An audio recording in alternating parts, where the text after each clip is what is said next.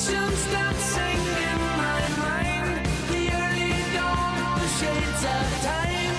Twilight crawling through my window pane. Am I awake or do I dream? The strangest pictures I have seen. Night is day and twilight's gone away. With your head held high and your scarlet light, you came down to me from the open skies. It's either real or it's a dream. There's nothing that is in between. Twilight, I only meant to stay a while. Twilight, I gave you time to steal my mind away from me.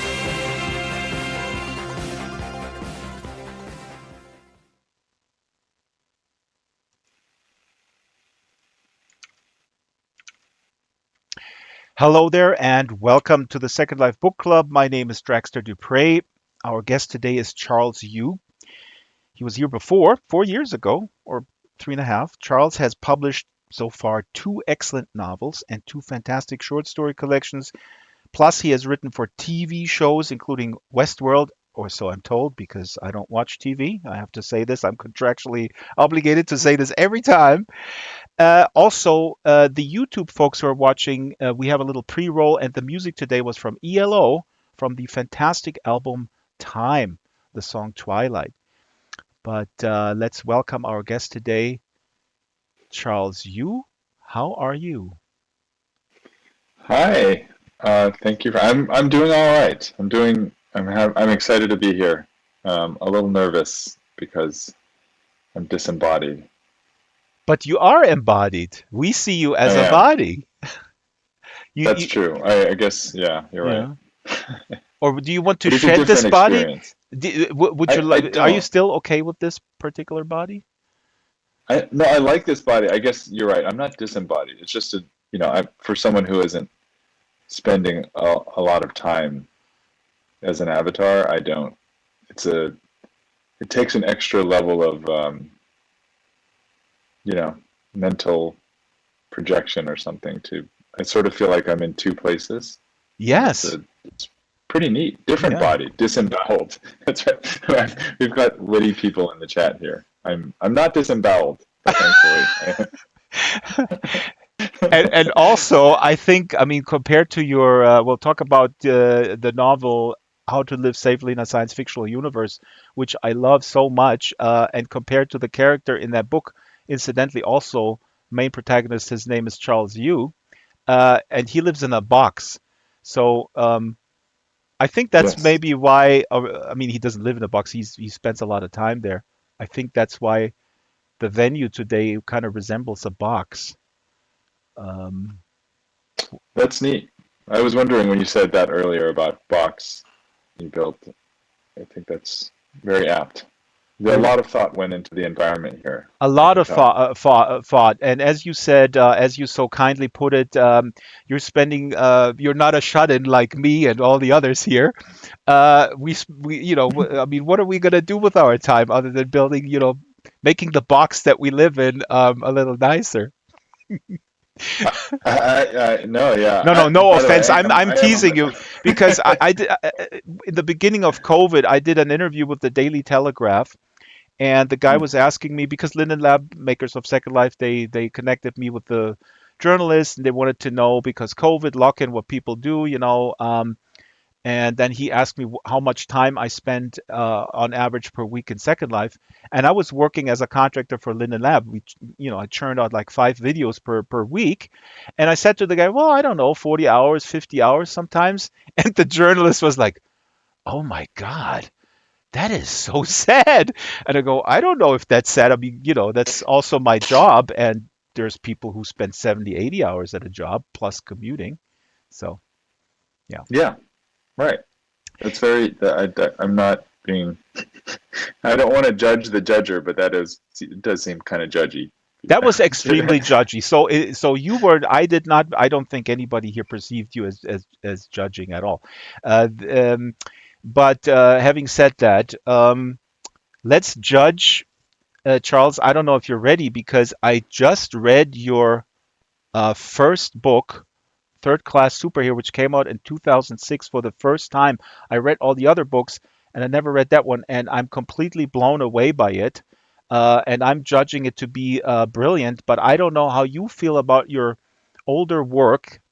So we decided that Shyla is going to read a little excerpt to get us in the zone, and then maybe we can talk about how you feel, listening to your older work. That's sometimes Oh boy. difficult for artists. It could be cringe-inducing. Um, I mean, I can only say that this story collection is absolutely amazing, and you see a lot of. I don't know. I don't want to call it. Anyway, we'll have you. We'll have you decide if you can live with it or if you want to burn your own books. Shyla will now read from the story for 1K. Take it away, Shyla. When we met, my wife was pretty girl in import beer commercial. The night was young. The bar was full but not crowded. The aesthetic was clean, sleek, spare. No words were spoken. The city streets were empty and she was 18 to 24, and we were in the same disposable income bracket. She left before I could get her number. The next morning, I saw her in Cafe Lifestyle. She was on her cell phone and I was using my personal connectivity device. I felt nationwide, hopeful, technological. Everyone is connected, said this movie star spokeswoman, walking behind the baristas, adding depth to the mise en scène. Everyone. I smiled at Pretty Girl over the top of my caffeinated beverage, and she smiled back. The spokeswoman regarded us with benevolent disdain. Young, thin people coming together under a common brand, self-image, identification. Love in the time of logos and franchises. A match made on Madison Avenue. Pretty Girl and I moved in together. Spent a couple of years in mental environment, urban utopia variety. We lived in coffee shops and wireless zones and worked flex time and walked around on the street a lot. We were part of a one nation calling plan.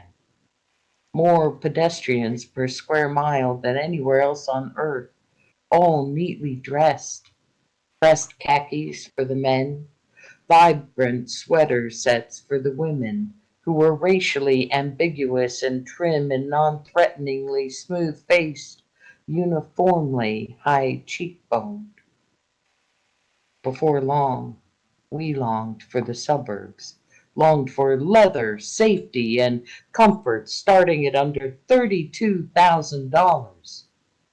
The feeling, the frisson, what the philosophers call Turing sedan, a primal feeling, which is how we got here. It's never too soon to start thinking about the unthinkable, the realtor says. He pulls out a comb and runs it through his already combed hair.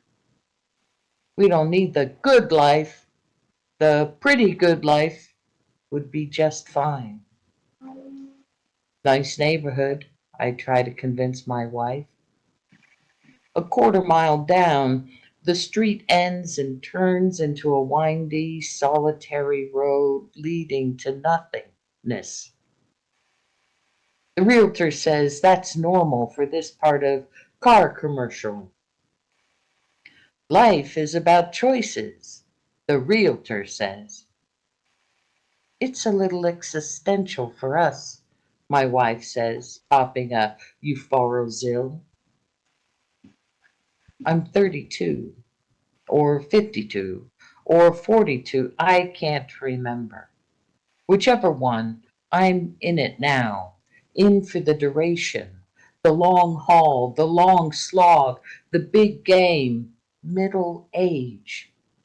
Didn't realize until a couple of years in that it had started, and at first, I admit, it didn't seem too bad. Kind of exciting. Life building, dream building, nest egg construction, the grand plan, the master timetable, a mortgage 30-year, the big calendar in the sky, days like boxes getting X'd out one by one, pushing the boulder up the incline, my whole life, the whole shebang. Things go fast. The decades, they get away from you. Things can get bad quicker than you think, quicker than I thought. Mistakes count permanently. Buying things we don't want to feel closer to the thing we know we can't get. The 30s and 40s, the long run, the lifelong conversation. Somewhere in here, we'll get incredibly lost, wander around in the desert, and get spit out on the other side of 59 and a half into a land of penalty free IRA withdrawal, looking around like we just popped out of a quarter century fun park water slide tube, thinking, where am I? How did I get here? Can I do it again? We're going to get through this, is what I tell my wife. Of course we are, she says. Or we won't. And it's Charlotte reading from 401k from Charles Yu's first story collection, Third Class Superhero. I mean, I love these stories. There is so much in there, and I mean, this is the strange names and places that Chala mentions, and those states of mind. They're capitalized, which of course we can't see when we hear it. But Charles, how do you feel about this when you listen to this? Is this endurable or is this painful for you? It took some effort not to throw down my AirPods and run away from the computer. But Shila's reading was wonderful, so that helped. I mean, this is a It, real thing, though, yeah, that right that for I think sometimes it's hard to convey how difficult it is for people who create something um, to enjoy it without thinking of the pain that went in there to come up with it, or what you would have done better.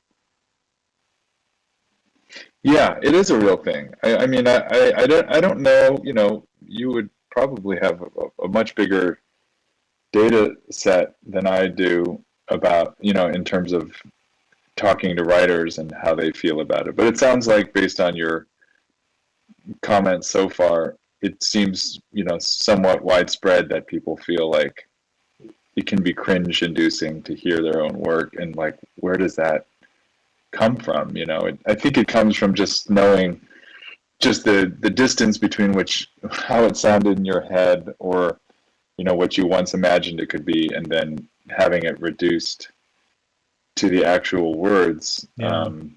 There's always a difference. And then in this case, you know, it's been 20 years since, probably a little more than 20 years since I wrote that story, and I was I was a pretty young man then, and I'm very much middle aged now. And you know, it's funny to think about what I thought it would feel like to be on the quote other side, you know, of the, you know, my kids are now teenagers, whereas when I wrote that story, I didn't have kids yet, and I was already imagining this kind of like future of what it would feel like to be, Yeah. you know, here. Yeah, no, I So mean, you know, I now it occurs to me that's maybe why your work resonates as you tell this now, because when I was 29, I released my first solo record when I stopped playing in with bands and other collaborations, and there's a song that I wrote and recorded at age 29, which is called Middle-Aged Men. And this is one of sort of my hit songs. It was used in a few movies, and it's about a middle-aged man who the first line is, um, fell in love today. Took me just a couple of minutes, and it's about this guy who just wants to fall in love with someone, and so on and so forth. And it's weird. Hmm. Why someone at that in that age wants to kind of imagine those things? I don't know. I think I was a middle-aged man when I was a young child.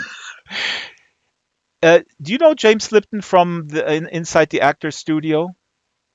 Oh yes, I mean I know of him. I watched many of his interviews. So he's my hero because I stammer around and I can't, really have a concise question. So I'm training myself.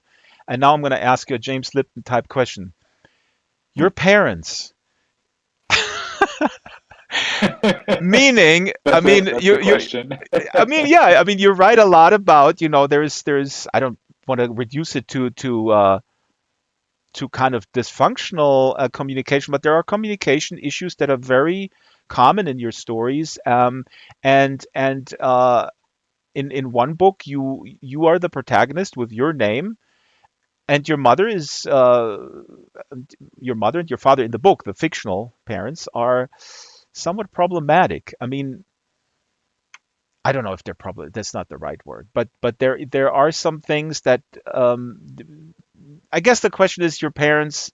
Um, how do they feel about that? Can they parse this that these are not that this is not a commentary on them having failed to bring to give you a good childhood?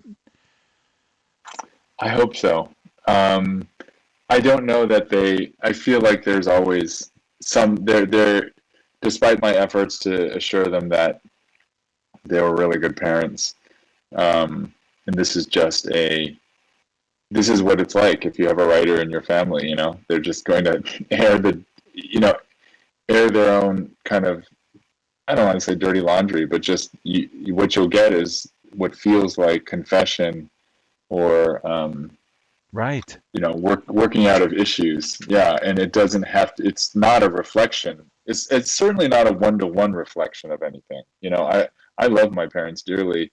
That we, of course, everyone has their own quirks and personalities, and I am also very much, especially as I get older and I'm a parent, know how much of it is about me, not about them. It's about my own kind of, you know, I'm very sort of naturally introverted, and I think I have trouble, I think, on some level, communicating with people in person or Right.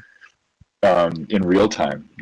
This is in a lot of ways the most natural, comfortable way for me to communicate, which is I can't see you, but you can hear my voice, and I can hear your voice, and like the phone basically. Yeah. But this is different. Obviously, we have this environment to be in together with other people. But I don't know. I mean, I'm kind of wandering away from your question. So I guess the short answer is I think at first they really were like a little bit hurt, and then as the years went by and I wrote more and more things, I guess they kind of understood that this is what happens, when you have a fiction writer, in your family, and that not everything is negative, hopefully, and that also I came to understand more and more how much it really is just about my preoccupations with certain topics, Certain which is topics. not That's about right. them. Yeah, Hmm. yeah, it's topics, not them as people.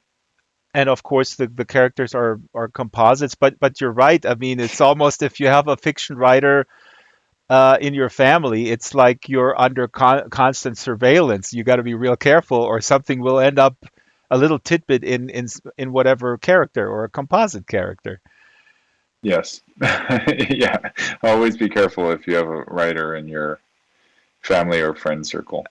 We're going to talk about the other books as well, and also the um, Interior Chinatown that you're executive producing right now for Hulu, and apparently Disney Plus is distributing this in Europe. Um, but I'm camming around here for the YouTube audience and folks in the world. They can look around.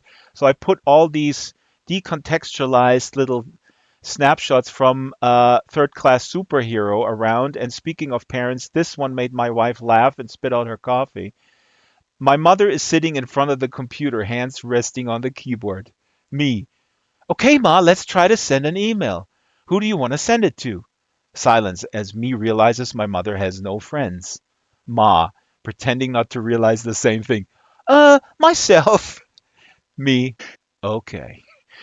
And this one over here, where you write, my mother's life up to this point has been a record of small insults, neither tragic nor inconsequential. She lives alone. I'm her only visitor. She has taken to watching the Lifespan Network, a 24/4 continuous feed of made-for-TV movies, star vehicles driven by B-list actresses, B minus. The movies are triple X poignant, long stretches of aimlessness punctuated by brief interludes of emotional gratification. Pornography for the heart. But this is essentially the character's life in that particular story. Yeah. Again, I My don't want mom, just to to be clear. expose you to stuff that, again, now I feel bad because it's, if you go like, oh my God, I moved on. It's like, asking Matthew Broderick about Ferris Bueller, I feel like. But it's not like that. Or, No, well, one, it's very illuminating, even if it's cringe-inducing, to see how much you don't, or at least I haven't fully moved on. What I see is like the thoughts of, an immature writer and to some extent immature person, and they're much more sort of bald and direct. I think it's almost like just the DNA of things that I would later try to be a bit more artful, or at least nuanced in yeah. sort of what I was trying to talk about. But it's kind of there. I think a lot of the themes and sort of emotional preoccupations and psychological preoccupations that I have are still kind of swirling around. But yeah, I think I write from a different perspective now. And to be clear, that this is a very that was actually not at all like my mom. My mom was an incredibly extroverted person who had lots of friends. She ended up becoming a kind of like Facebook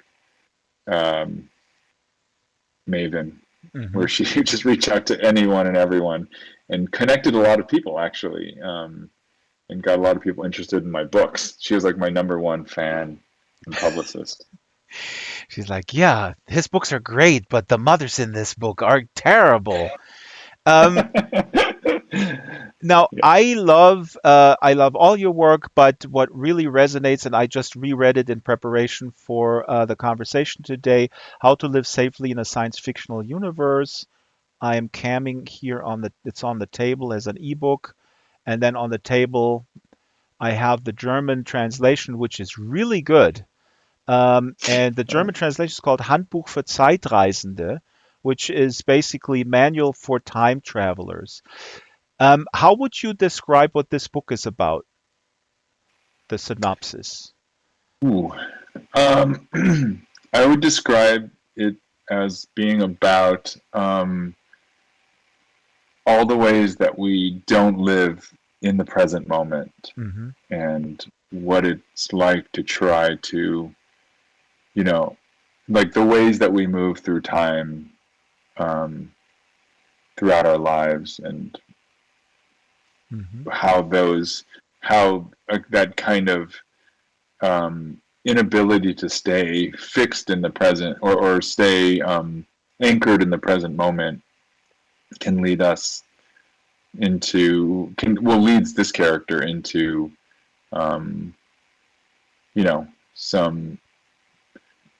some interesting places. I mean, this is basically a book about a guy who he's a time machine repairman, Mm-hmm. and the form of time travel that exists in this universe is powered by regret.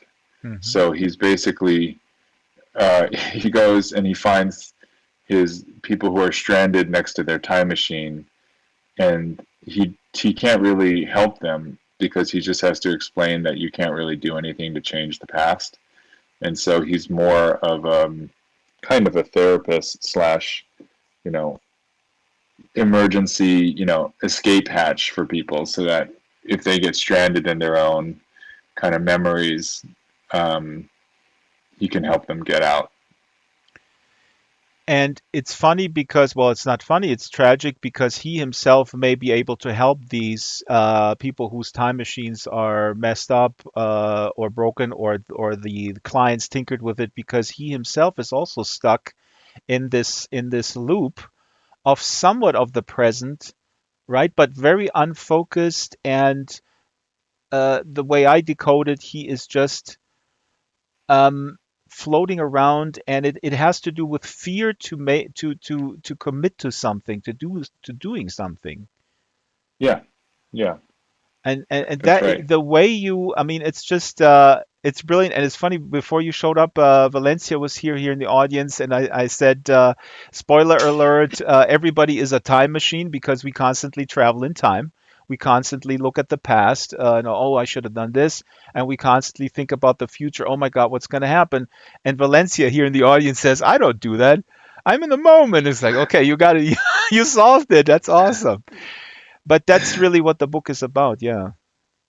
Yeah, Mhm. I think there's I was recently watching something. I forget the percentage, and I don't know how you would even quantify something like this, but it's not important. But the idea that we spend some significant portion of our lives not living in the present, either thinking about the future, and what worrying, and that's what anxiety really is Yeah. worrying about the future that hasn't happened or may not even happen, or thinking about what's already happened and thinking about either fondly or not fondly, but just ruminating on the past instead of actually being present. And obviously, there's a lot of self-help and literature and other things about being mindful of being in the present. I don't mean to like veer this into that, but the idea of using that kind of mental time travel that we all do as a metaphor, but making that metaphor concrete and Yeah. writing a story about someone who actually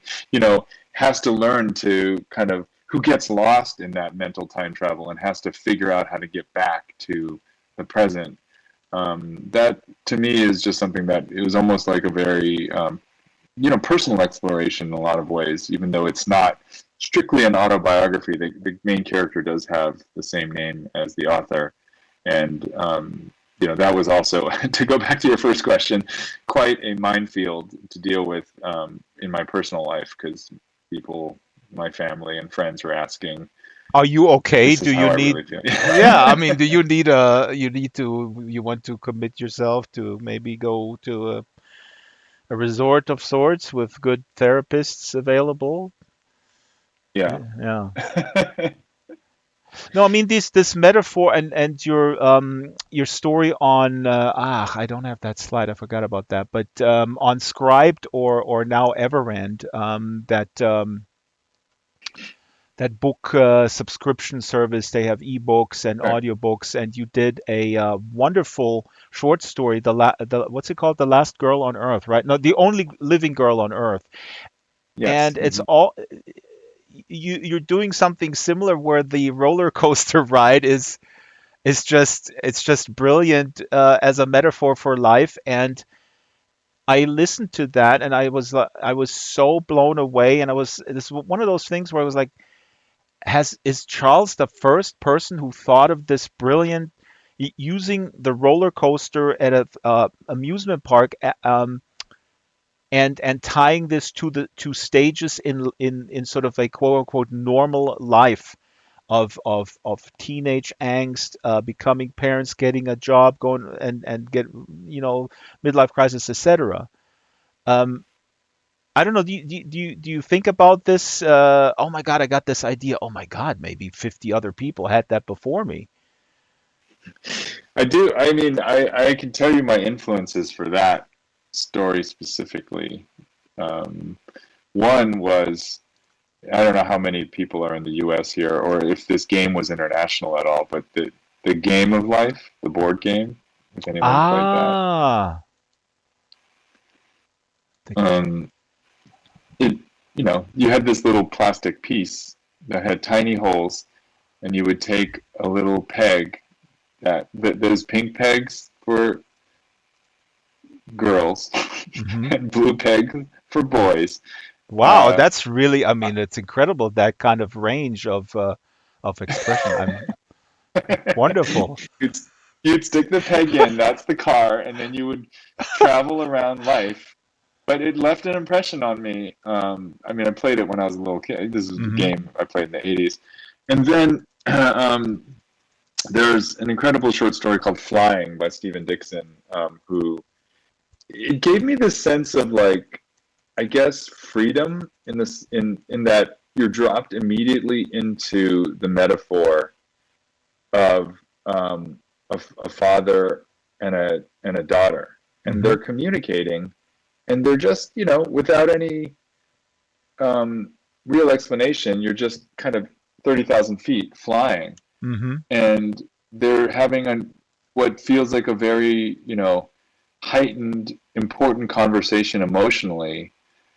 Um, and the stakes seem to be like kind of like what is the meaning of your life, and I think that to tell a story that way, to sort of throw logic or physical, I love the idea that like fiction is basically, to me, you have to break time and space, Hmm. and you do have to, for me, the freedom that it affords to be able to do that and just, tell a story that throws out the rules of ordinary reality is exciting. I mean, you mentioned earlier, self-help books, and I mean, I always tell people, I mean, aside from the fact that somebody like Jordan Peterson is a fool and a dangerous one at that, just to use him as an example of somebody who is very successful with self-help books, I much rather read big and not so big novels like yours. And speaking of big novels, I'm really curious if you ever read, and people are going to roll their eyes, their virtual ones and their real ones. Have you ever read David Foster Wallace's masterpiece, Infinite Jest? Because the approach that you take, sort of the philosophy that is sort of imbued in these stories, it reminds me of how Wallace was, through his characters, was able to make palatable really, really complex philosophical frameworks. I am a little scared because I know you are, I'm I not going to think, question you. That's not going to be any grading. quite versed. No, um, I, I, I started it. Well, it was published way before I mean, it published, I think, when I was in college, and I started it 96, when yeah. I first 96. Okay, yeah, I graduated college, undergrad in 97. I want to say I started the book in 2000, maybe 2001. It was right around the time I graduated from grad school, and I was starting to read a lot of fiction. And so I still have the copy that I bought, the big paperback, US paperback version. And I don't think I finished it until after I finished How to Live Safely, Hmm. because I'm sure I put it down several times, and then eventually finished it years later because I was asked to do a roundtable for his unfinished novel, The Pale King. And I was like, well, Oh, I probably need to finish Infinite Jest if I'm going to talk about The Pale King.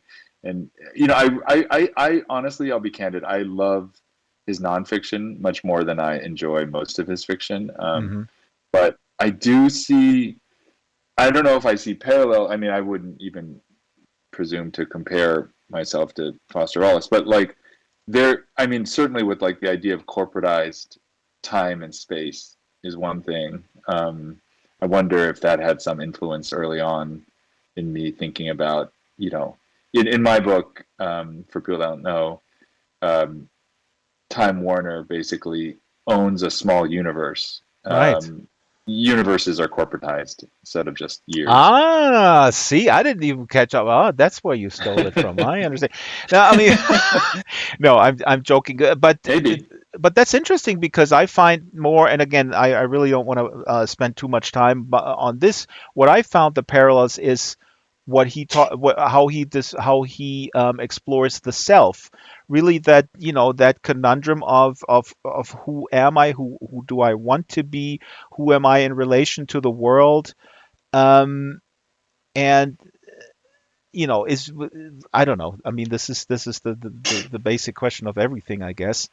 Um, one could argue that every story is about that.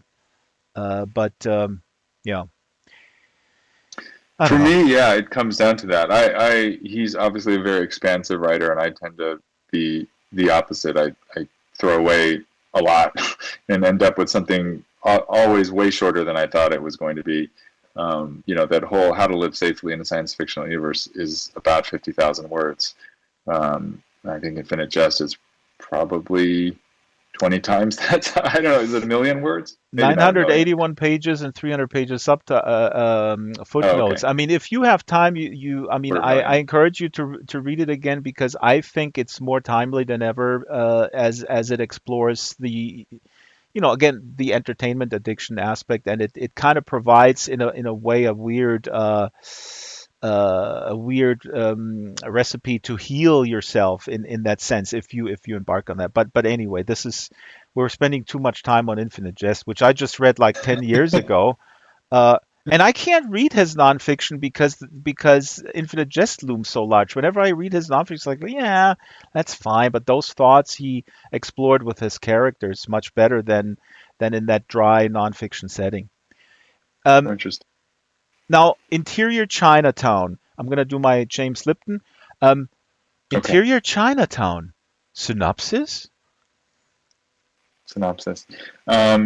Yes, it is about the main character's name is Willis Wu, and Willis is a background character in someone else's story, specifically in a TV show. Um, and the show is a police procedural, like in the style of Law and Order, for people that are familiar, which I imagine is anyone with a TV, but that does not include Yes. you, right?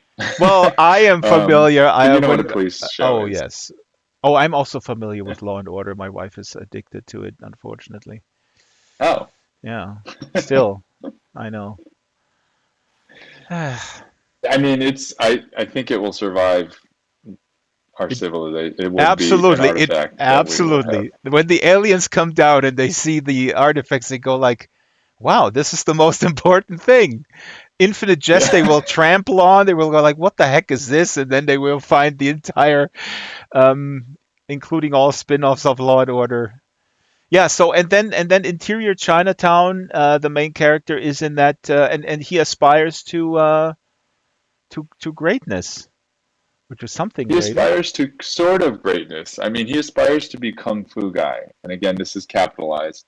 And that's a role, like, when we start the book, Willis's job is to be generic Asian man number 3, and he doesn't have a name. But his dream is actually to be a Kung Fu guy, which also is not a name, it's a role. But that is a reflection of what he believes is the kind of the pinnacle for someone like him, specifically for someone of Asian descent in America, an Asian American. And, the story in many ways is about the idea of someone who doesn't think of themselves as having a story worth telling Hmm. and tries to, um, you know, uh, tries to overcome his own kind of internalized obstacles and external obstacles to become the main character of his own story. Which, when I started telling that story, there was also very few uh, Asians in American TV and film still. I Hmm. started writing the book over 10 years ago. And then I took so long to write the book that during the course of me writing it, um, things got better in that front. The representation definitely got better in the U.S. for Asians. And so it felt a little bit like, oh, am I kind of too late to tell the story? But I don't think it depends only on, it's not just a story about Asian representation in Yeah. American movies and shows. It's about, I think, in many ways, Asian American psychology and the psychology of just anyone who feels like they're not represented in kind of our mainstream, stories. And Mainstream I and think very in that way, binary stories. Yeah, I think that's what yes, resonated with me is that mainstream storytelling or corporate storytelling or whatever is so formulaic, like Law and Order, and that can be comfort food. But I Yeah. think we're awash in comfort food, like Wallace describes in Infinite Jest, by the way, as well. Okay, sorry. I have a big note here that says don't mention Infinite Jest again, but that's what resonated with me. And because of those positions available for your characters in the book, they're constantly trying to they forget that there is something in between, that they can be themselves, that they don't have to just adjust themselves to fit the machine. Right.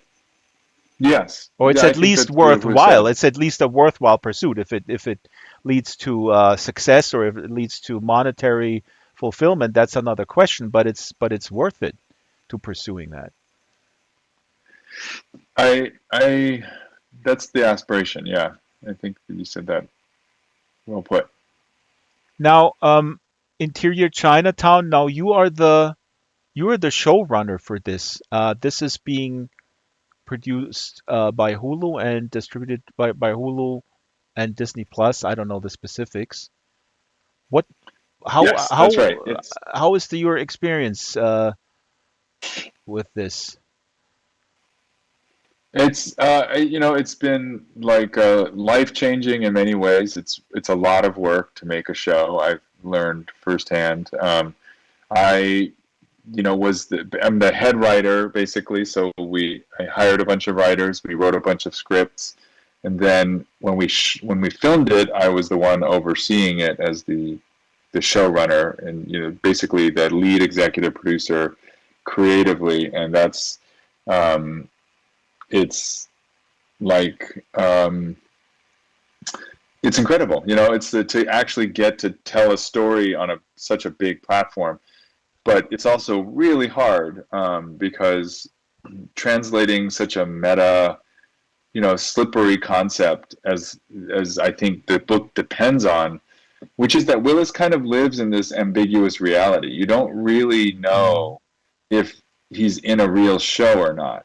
That's And right. Yeah. it's a metaphor. And so what does that metaphor look like on TV? And I can't spoil it, I won't spoil it, but that was a big creative challenge. And like, how do you put a metaphor on TV? One like that one. But it's been, it's been great. And the network Hulu in the US, and I think it'll be Disney, or Disney Plus or Disney internationally, has been really supportive. I feel just like kind of blown away that they'd want to try to tell such a this story, that they'd want to tell this story on TV. It's pretty awesome to me, but I don't know. We'll see how it goes. Uh, I think it's awesome. Congratulations. But of course, I have to ask. I don't know if you've been asked that question before, because it's ostensibly a critique of formula. And again, the audiovisual medium does not have to, nobody is forcing the audiovisual medium to just be a formulaic deliver device of entertainment. I mean, that's kind of what capitalism does. But the critique, are you concerned that that aspect gets lost? Yeah, it's a really good question.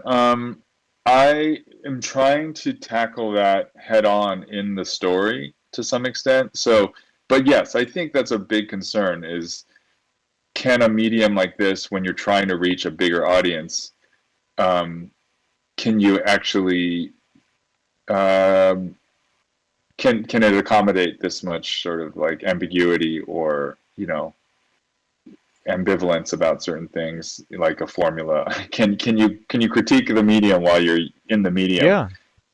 It's not in, for someone who's not super experienced at it. I mean, I have been working in TV for a few years, but this is my first time really creating something of my own. Um, yeah, it's hard. I don't know that I would recommend it to people. It's pretty hard, but I'm definitely up for the challenge. Like, I enjoyed creatively, mentally the challenge. It's just really tiring.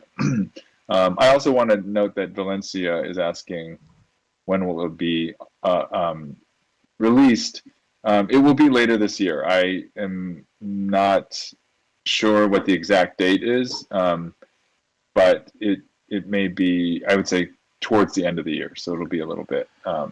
Not that you shouldn't resub to Hulu and Disney Plus. You should do that whenever you want to watch something, but No, I'm no, not no, no, encouraging you to no, wait. Charles. I'm trying to convince Valencia to start on Infinite Jest, which, by the way, is a critique of the overindulgence in audiovisual media, to kind of numb yourself. And she says, "Oh God, okay, yeah."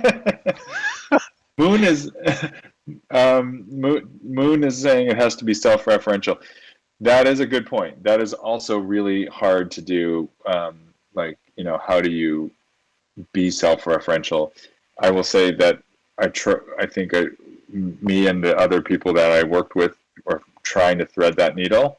Um, I think we found something that is potentially interesting. You can be the judge of that. But I totally agree with you that it has to have some aspect of that to work. It's just how do you do it? So yeah. Now, the what always I, fast. No, Shyla, go ahead. I just want to ask Charles real quick because you had said some of this was difficult to film, right? To convert into film for the scenes. And we talk a lot here about books versus film and TV. What would you say is the most difficult thing for film to capture from books? Wow. I think that's a really good question. I think that for me, the most difficult thing is subjectivity, Hmm. is true interiority. Yeah. So now you take a book called Interior Chinatown, and you're trying to film it. Uh, it's hard. Filmmakers do it all the time, really talented ones, and I'm not. And I think it's also one thing to do it in a movie where it's very much a kind of filmmaker's medium. TV, as people may or may not know, is often referred to as more of a writer's medium because you have sort of the thing that drives it is an ongoing relationship with the characters, and it can be more talky. It doesn't have to be as cinematic, and it also is a product. It's a widget that you have to put out with some regularity, or at least on some kind of schedule. And all of that combines to make it so that unless you have a very specific idea of how to capture what you want visually going in, it can be easy to default to templates. To Mm. Drax's point, it can be easy to say, well, this is what TV looks like, unless you have some very compelling way where you're like, someone you've had enough hits that the network will give you the leeway, I think, to try really unconventional things. It can be really challenging to push against that and say, no, I think this is how we should shoot this. And again, you're collaborating with so many people. Like I am the lead voice in it, but there are directors and producers and actors and network people, and all those people are saying, well, we know how to make this, and like meaning this product called TV. And they are also the ones who are enabling the creation of this thing on TV. So it's like these are my collaborators. So Yeah. it's been a really tricky thing to learn how to do that. And I've had the good fortune of people actually being up for that challenge and saying, yeah, if you can figure it out, go for it. And then it's on me to be like, yes, this is what I want, which is a new feeling. Moon says we all have our own movie in our head. You must free you from your own perception. That's what I always say. Hmm. That's why I don't like to watch stuff because for me, it kind of destroys the movie that I already made in my head. Arduin Hmm. says that the director, Taika Waititi, is actually working on Möbius and Jodorowsky's Incal series. And as the biggest Jodorowsky fan in the universe, in the known universe, I think that is fantastic. Shiloh, I'm going to ask that question in a second. But first, what I'm really curious about is working with other writers. And you worked on Westworld and some other shows.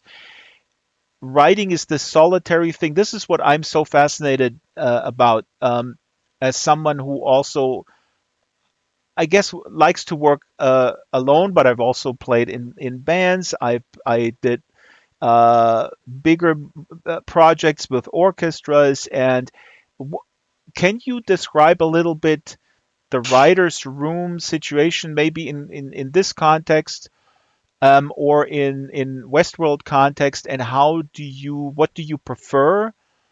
And what are the challenges of each? Because right now I'm personally in a space where bouncing ideas off someone else is very uh, is inspiring, but I think it has to be extremely done in a very disciplined way. I mean, I'm assuming in TV it's done that way because when you overshoot when you overshoot the goal, then the ideas disappear and then it becomes sort of aimless, I guess. But anyway, take it where you will.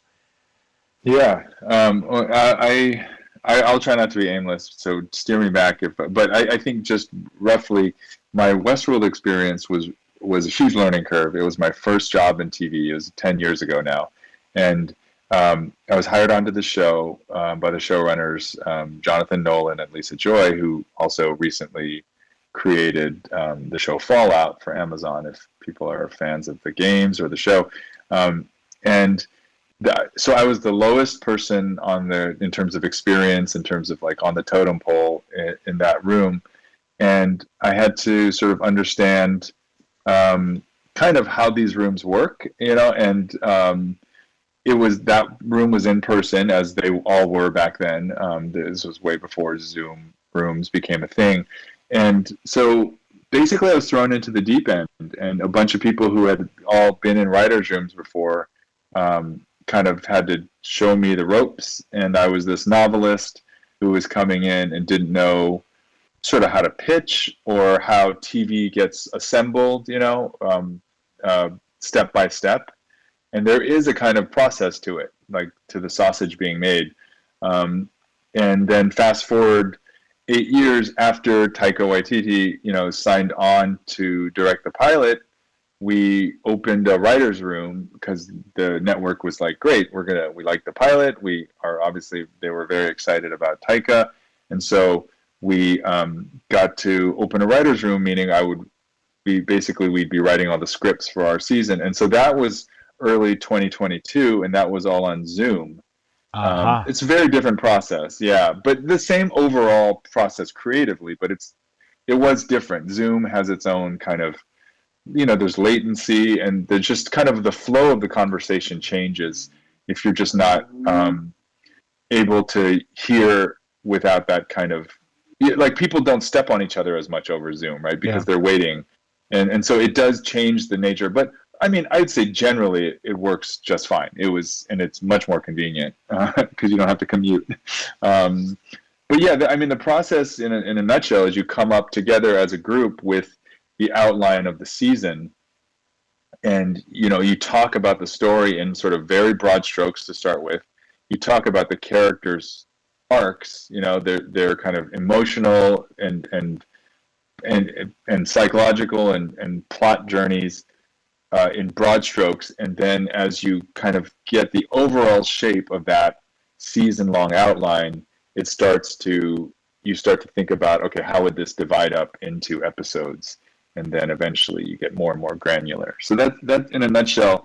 I mean, I'd say the processes were actually pretty similar, except for in one I had the sort of very little responsibility other than to just sort of pitch ideas, and then in Interior Chinatown I had sort of I was the last word on everything, and so I had much more pressure to make the story make sense, basically, especially because I also wrote the book. So I was sort of trying to, in real time, figure out how to adapt this to a different medium while collaborating with other people. What I really, really love about writers' rooms, though, is as a novelist, I don't normally get the chance to see other people's creativity in real time. I can read their work, but to actually see how other writers' minds work is amazing. That it's so instructive, and I get to keep that with me going forward.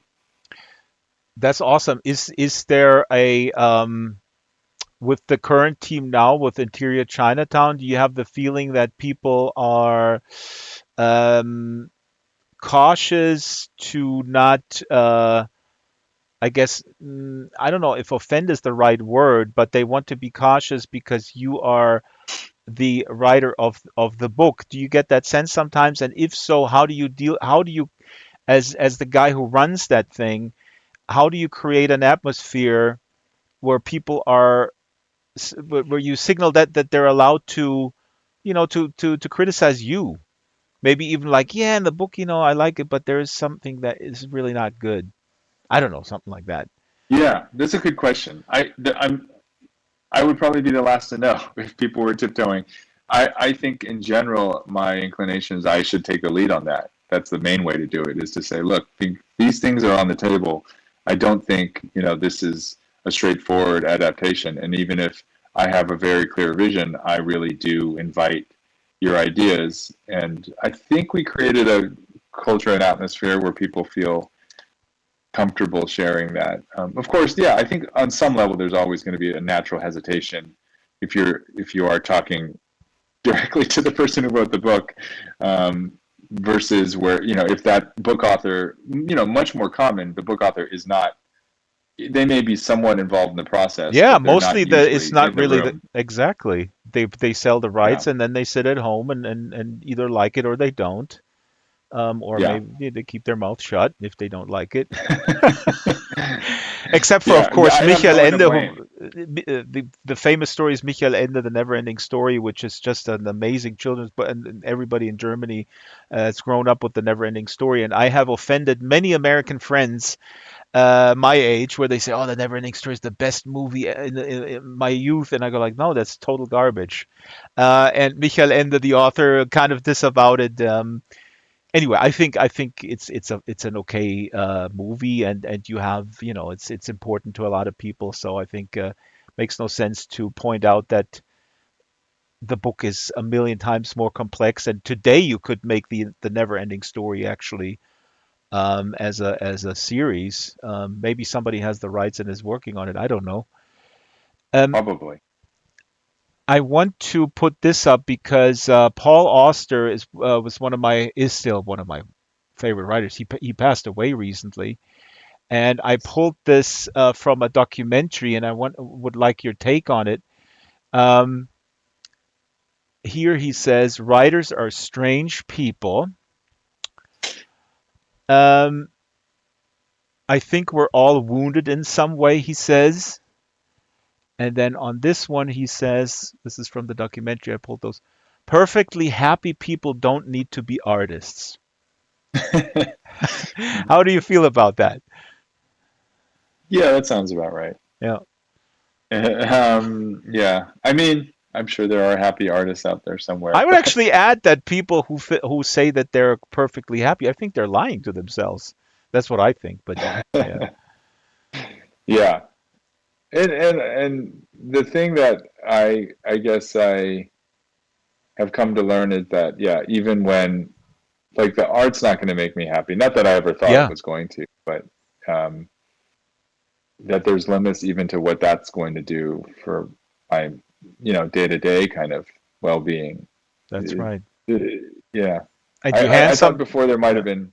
Oh, go ahead. No, sorry, I interrupted you because what you said reminds me that in Auster's latest book, 4321, the main character is a young guy and he writes and he finishes his first novel. I think he's 22 and everybody's like, "Oh, this is amazing." And then he describes how he feels good for like 2 minutes. And he was anticipating that finishing it would give him this incredible release. Um, so sorry, I interrupted you, but maybe that's something you could pick up on how that feels for you if you hand something in. How Yeah, long that's does that exactly right. last? Mhm.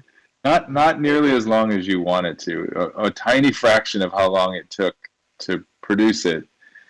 Uh, and I stopped looking for that kind of, I think, yeah, you could drive yourself crazy thinking that there's a kind of causal relationship between how successful it is. And I don't necessarily mean commercially. I mean even creatively, Yeah, just to have expressed yourself and say, yeah, that's what I wanted to. That's what I feel like. I excavated something that needed to, that needed to be said, and I feel satisfied as artistically. It doesn't. There right. is a layer in which that doesn't necessarily go to something deeper, actually, but that said, what it does provide is opportunities to like connect with people. We're having this conversation, and like I feel very lucky in that sense that there is this thing that now exists that we can all look at together, That's it. and I don't even, Yeah, that's what I've come to oh learn. my God, you totally.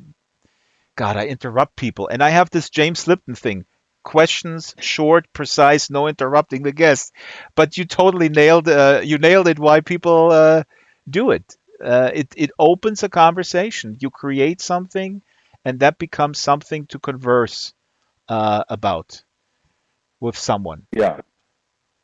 and that gets you out of your own mind. You I mean, mentioned, I have to yeah. say, oh, now I'm interrupting you. No, please do, I please. Before you move on, I just want to say, like, you created these little books, like the excerpts of my own work, as much as they make me cringe, the fact that you took the time to do it and that you read those stories that I haven't, people don't bring them up very often anymore, especially, when you have a book that's sort of more successful, it sometimes I think can wipe out the things that came before, but that we're talking about all of the things that I wrote, and that, it it it means a great deal, not just in terms of like an ego satisfaction, but that that past version of me that wanted to express that can still, like you're saying, create some kind of conversation now, for better or worse, regardless of what I think of my my early work or any of my work. Yeah. We can still have a conversation about it. And so your end of it is, the part that I can never provide and that I'm seeking out is, to connect with someone else who's going to honor the work with their own time and thought. I can provide a re-cringing, so to speak. And your work will last. Like Werner Herzog said in a recent interview, my books will outlast my movies. Um, Now, you mentioned Gödel Escher Bach a few times. I don't know. We're already. Oh, I gotta look at the clock because I do want to open the mics for the audience. If you have a question, I would like. It was the first time that we're doing this. Ask a question in voice. So think of something. But Gödel Escher Bach, what is just very briefly? What's the deal with that book? Should people read it? I have it. This is a picture from my shelf. I have a tattered English copy, and I have the German translation. I loved it. I haven't read it in years. Also, I'm sure I read it even before I read Infinite Jest. It's a loop like Infinite Jest, I guess, right? In Mhm. that sense of it's a strange loop, and it's this incredible interdisciplinary work. People, if you know, I'm over explaining, but if you don't know, I'm certainly not doing it justice. But it's a synthesis in many ways of mathematics, of music, and of I guess Escher's sort of visual Visual art, impossibility, sort yeah. of visual art, yeah, that really open is mind. I I don't this I just sound like a fawning like dorm room college freshman That's how I who sound just about discovered some David book. Foster Wallace. I mean, don't no shame, no problem. You just there's certain books where you just like, how does this exist? Yeah, How exactly, did one mind come up with this? exactly, Um, and I feel exactly. that way about this book. It's brilliant. Yeah, Um, people should check it out. I mean, people usually know when you sit, people know Escher's drawings. I guess still, they're kind of ubiquitous and yeah. I mean, this. Thank you for putting it this way. That the fact that this is pure magic. The fact that somebody wrote this book and it's an object in the world is just is total magic. What I wanted to ask? Oh yeah, I wanted to open the floor, but very briefly, there was a big writer strike in Hollywood last year, and it was also centered around the use of AI. And we talk a lot about AI here. I'm very worried on many different levels, but more and more about the creative aspect, which is also a little bit maybe the theme of your books and also again Infinite Jest, which is that if something exists that you can satisfy every whim in whatever way and keep that loop going, you will be like the protagonist in How to Live Safely in a Science Fictional Universe in the beginning, where he's just floating in nothingness, and he can be in that state because if an AI engine provides audiovisual material, I mean the music engines are scaringly good, quite frankly, what they churn Hmm. out. And this is an issue, of course, for labor. This strike was all about labor issues. Really amazing how collective action here can do something. But what's your take on AI, more in terms of the maybe killing creativity or the creative act, which I think, I'm not the first one to say that this is really what we need to stay human. I mean, whatever you do gardening or cooking, it's all the same thing essentially. But Yeah, yeah, but we yeah. need No, that.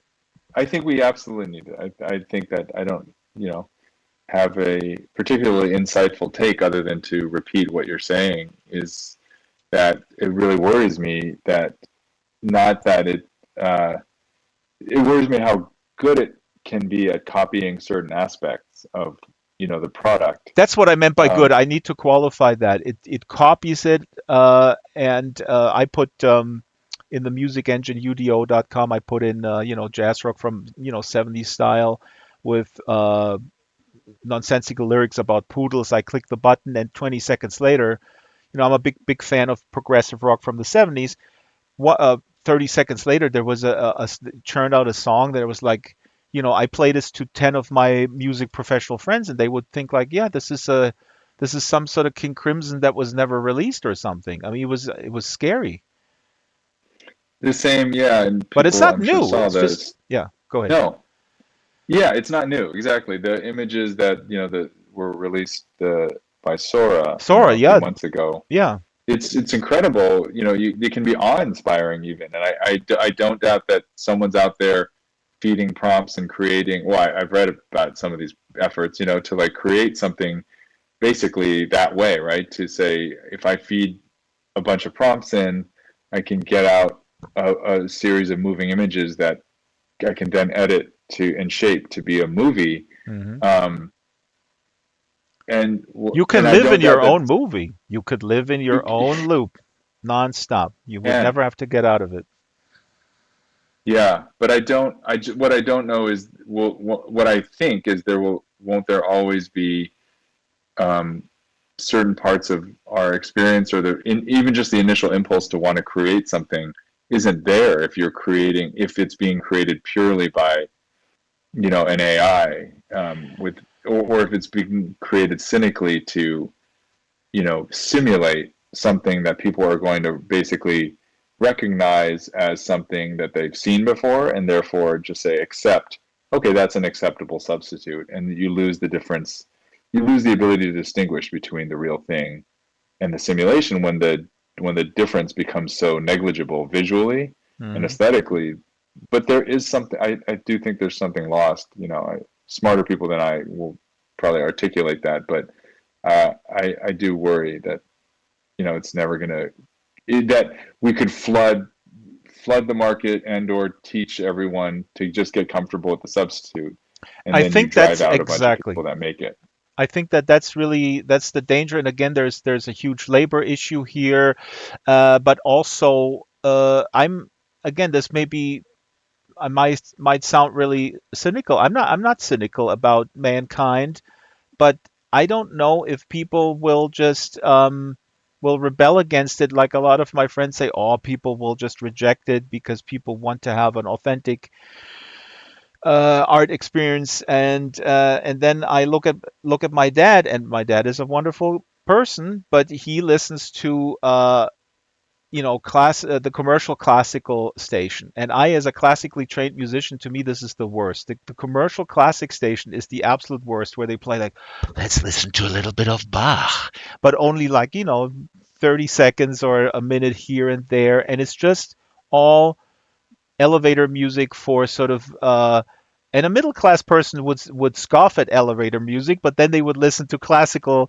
commercial radio, where there is never anything that is a little bit edgy or out of the ordinary. And I think it's a function of how people consume entertainment and for what reason. And if it's just to kind of numb your pain, then AI is probably fine.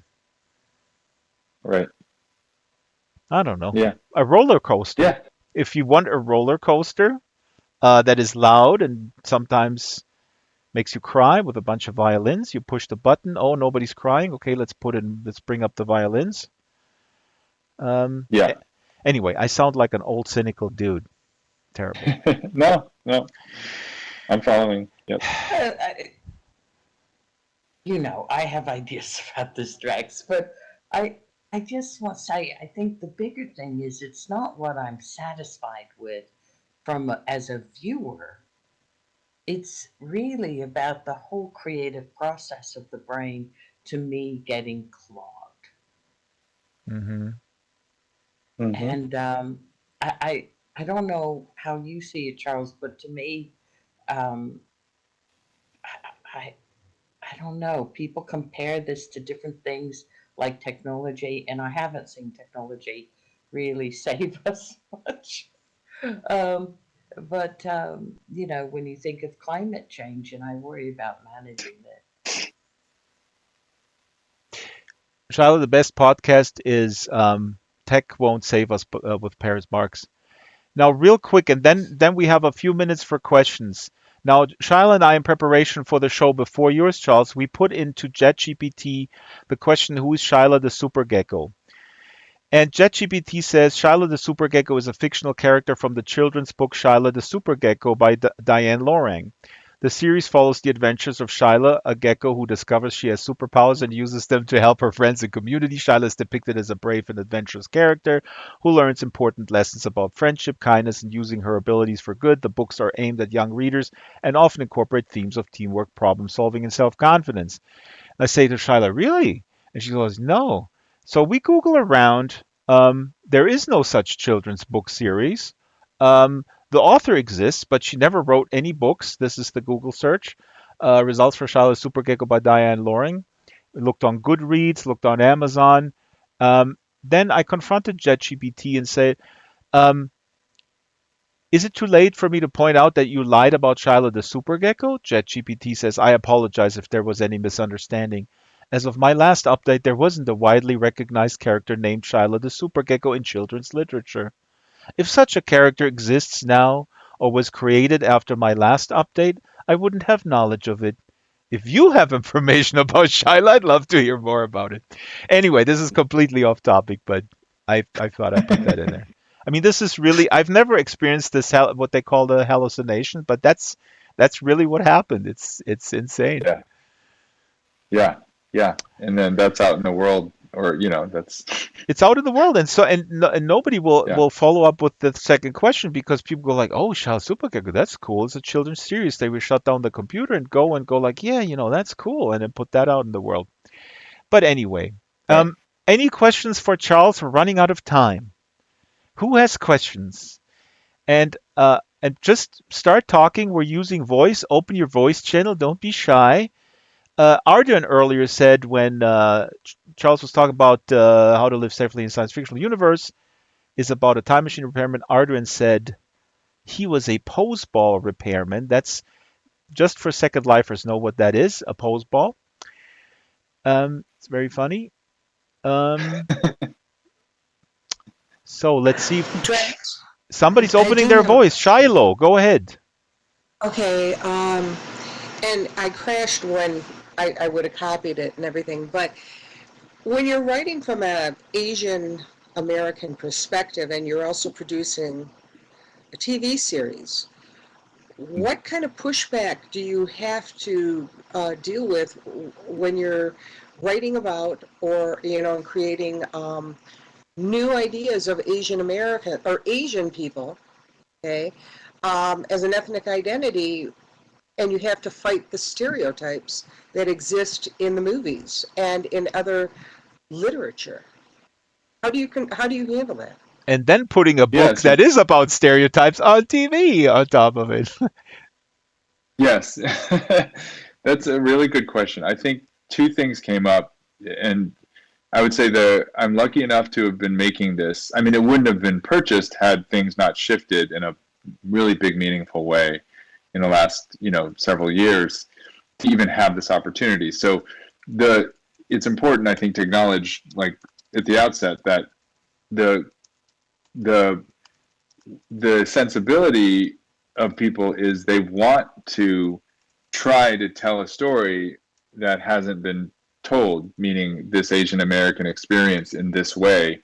Um, the willingness is certainly there. So it's usually more in terms of ingrained processes or mindsets where you sort of have to overcome it. Like, for instance, the protagonist of the book, Willis, is at times could be seen as conventionally not as heroic or active as you typically want a Hollywood leading character to be. And so that's just one example of how do you tell a story where they're saying this doesn't quite fit into our mold. We want him to be more, to fit into certain characteristics of a leading man. And it's like, well, that's sort of the point, is he's not. Yeah. I mean, that's not sort of the point, that is the point. That's one way. But another way, just to mention it really quick, is the idea of, culturally, this family doesn't communicate with each other the way we might see some TV families communicate with each other. They're much more, in some ways, I don't want to say withholding, but they won't be as explicitly expressive to each other about how they're feeling. They'll and this is not the first time anyone's confronted this kind of cultural difference in TV and film, but it to me was a bit of a learning curve at various stages to say, look, this family, we're showing how that there are different ways. I know this is still TV, so you have to dramatize or make external some of the conflicts that in a novel might work, to have some take place unsaid, or you can show the subtext in different ways in prose that on TV it's hard to do. So some of that is just a regular creative challenge of adapting the medium, but some of it was, to your point, to your question, also getting people more comfortable with the idea that, look, they don't always talk to each other the way you think a mom and son should, or a father and son should, if that makes sense. It's a huge opportunity for you and your team to, again, I mean, put something on TV that might really shape the perception of this particular family representing broadly Asian Americans, how that is being perceived. Yeah, it is Damn, a I would huge be scared. I yeah. mean, what kind of anti-anxiety drugs are you taking? Oh boy, you are not wrong. I have not slept well for years. It is a huge opportunity, though. It's really exciting, but it feels like a responsi. I don't want to say responsibility. Like, it's not like if I screw this up, there'll never be another shot. But it does feel like, well, if I'm lucky enough to be one of the people who gets a shot like this, you want to have it open doors, or at least open people's minds Yeah. to this kind of story.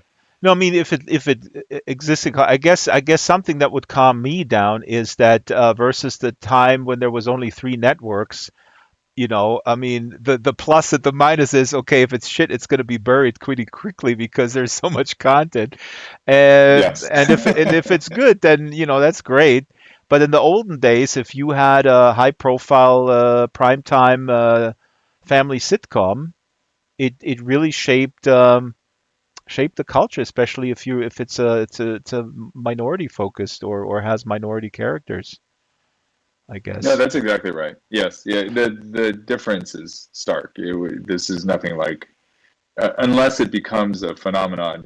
Most likely, things like most books. Yeah, it sort of slips away under the radar, finds its own audience, maybe Yeah, if you're but lucky. nobody Um, reads, Charles. Let's be honest. I mean, oh, I'm you know, aware.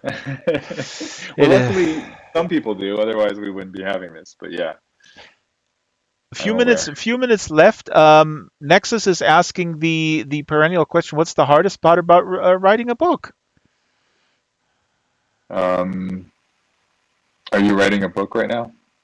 Nexus, are I don't you? want to discourage you.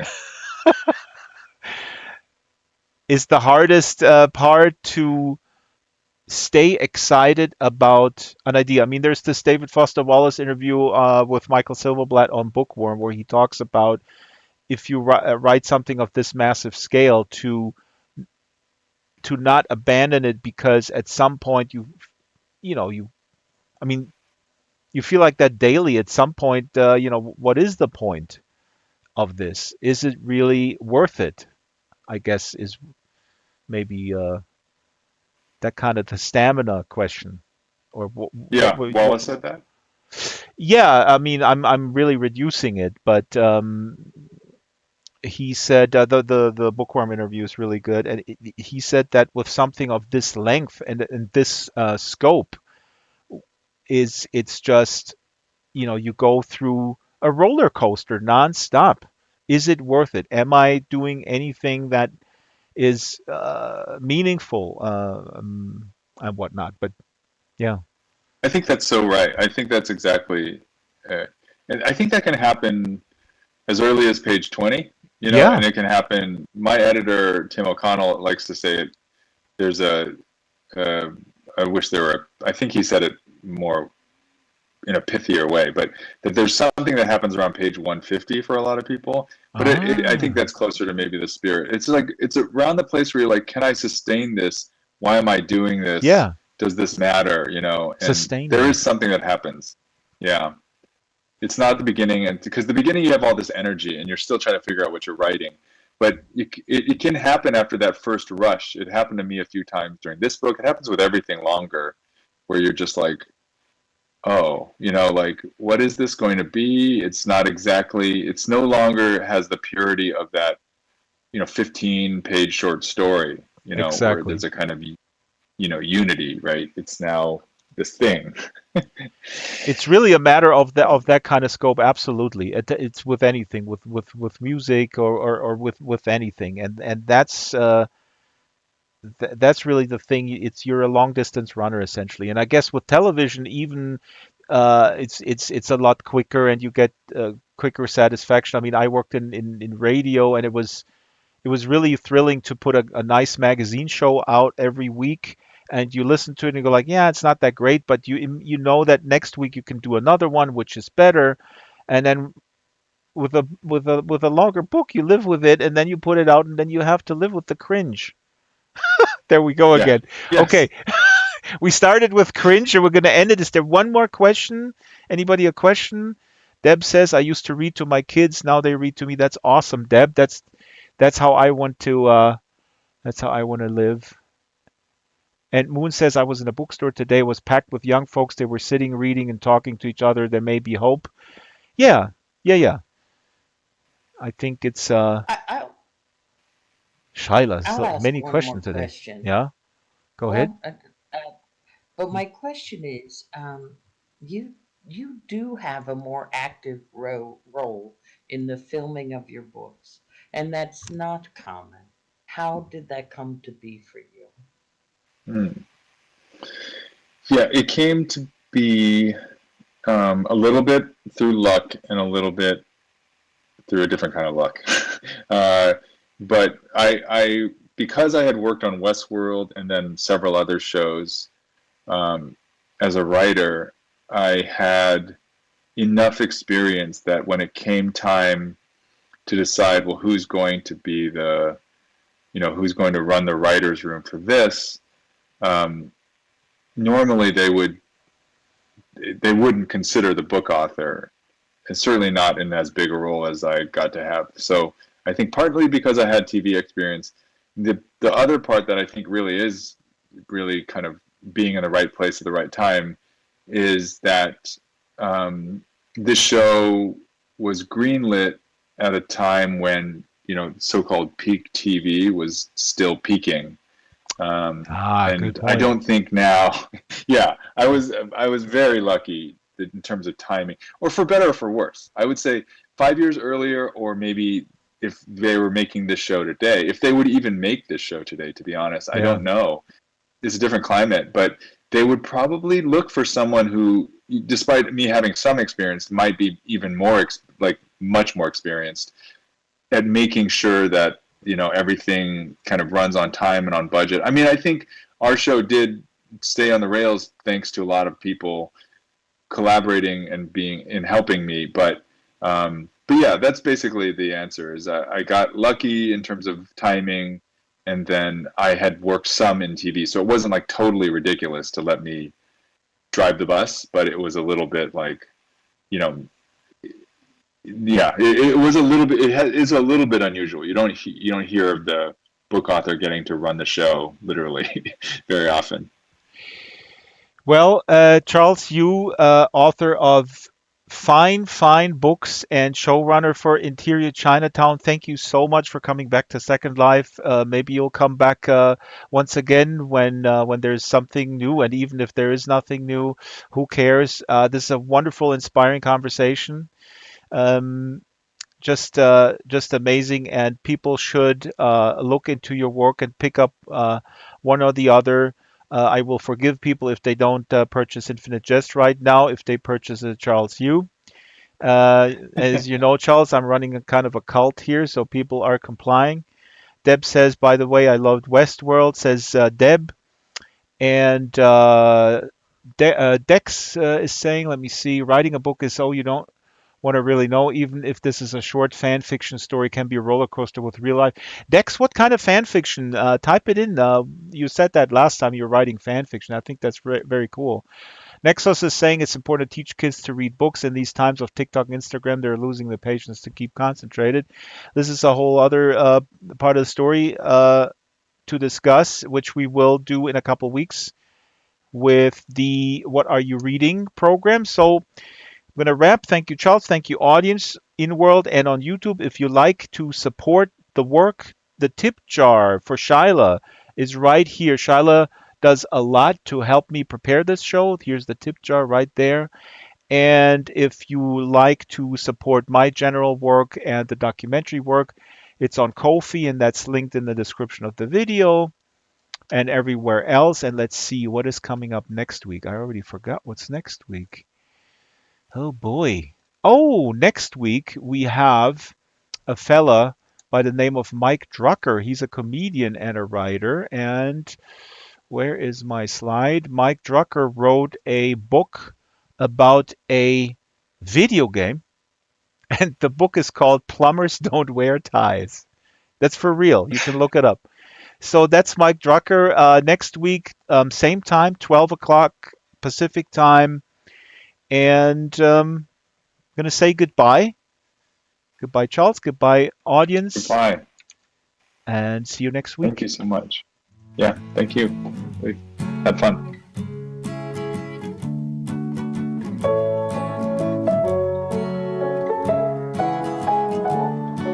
We're all thrown into it, one way or the other. We all try to steer it as straight as we can. Sometimes we collide with each other. Who is to blame, and who's gonna fix the boat? Life, oh life, there's nothing to fear from your life. Let me know if I can be of any help. Life, you and I, let's try a fresh start today. What do you say? Let's close the door on the past.